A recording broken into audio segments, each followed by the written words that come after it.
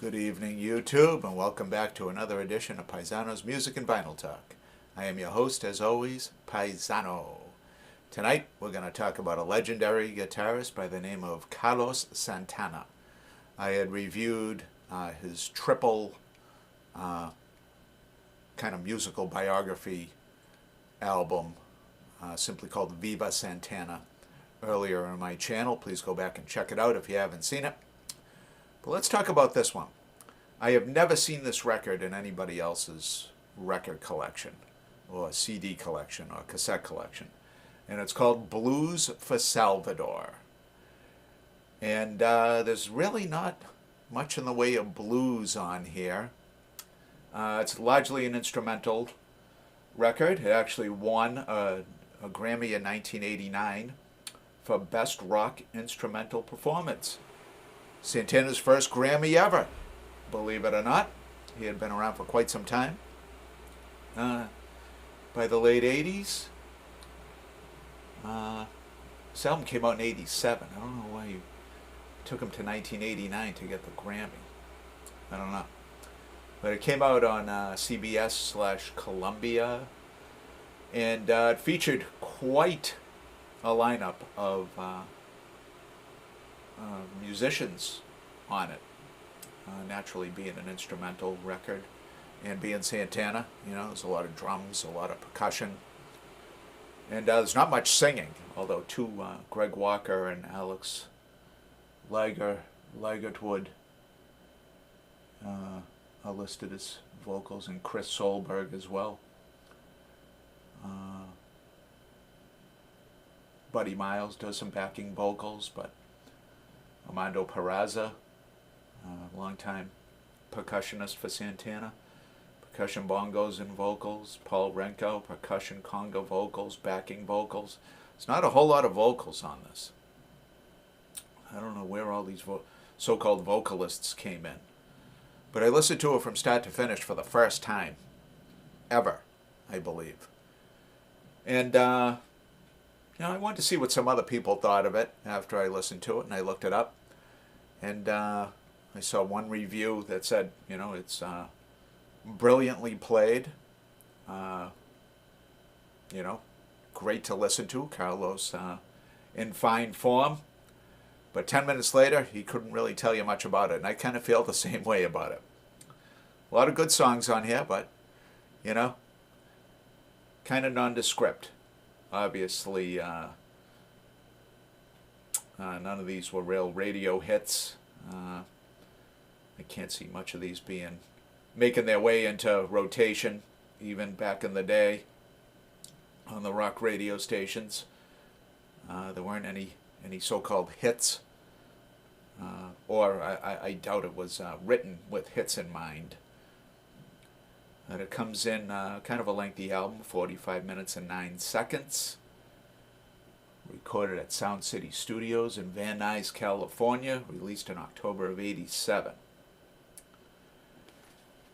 Here you see the front cover. Carlos, obviously, looks like he's getting ready to play live. Looks like he's at a gig. Drum set up behind him, amps. Holding a Gibson Les Paul. I think that's a Gibson Les Paul. No, it's a Paul Reed Smith, actually. You can tell by the birds. Carlos switched from Gibsons to Paul Reed Smith. I wasn't sure exactly when he did it, but obviously it was before this. And on the back is a shot of Carlos with another Paul Reed Smith guitar. You can tell by the birds on the fretboard. Let's take a look. Oh, actually, we're going to read the track listing. Side 1, Bailando / Aquatic Park. Kicks it off. Bella, I'm Gone. Train. Deeper, Dig Deeper. Finishes out side 1. Side 2, Mingus, Now That You Know, which was live. A live cut. Hannibal, and Blues for Salvador. Not many titles, but You know, they were all around 3 or 4, between 3 and the longest track is 10 minutes long, now that you know. The live track I recorded during the 1985 tour in the Northeast. It was an enjoyable listen. Can't remember exactly where I bought this, but I know I bought it brand new around the time that it came out. Let's take a look at the album jacket.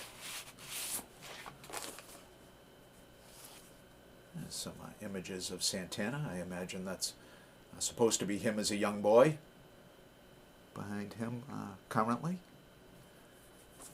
Interesting shot. And on the back, there's some notes. I think it says something like all musicians played on every track, with some exceptions. So he had a lot of people playing at the same time, and it sounded like it was a very, like I said, very instrumental record in true Santana form. There's no doubt listening to it for 2 seconds, you know it's Carlos Santana and his band. This is Santana without the rest of what, like Santana proper. This would kind of count as like a solo release, because it was released by Carlos Santana, not Santana.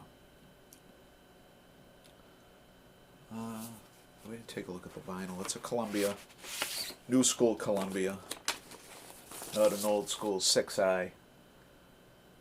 But there it is. Oh, its glory. All right. I want to thank you guys for tuning in. If you're new to the channel, welcome. If you've been watching for a while and you're not subscribed, please do. You'd make me very happy. I love when people subscribe, and I love when people comment too. Comments are great. I love to know what you guys think. All right, until next week, what will Paisano dig out of the crates? Tune in, find out. Thank you, and good night, YouTube.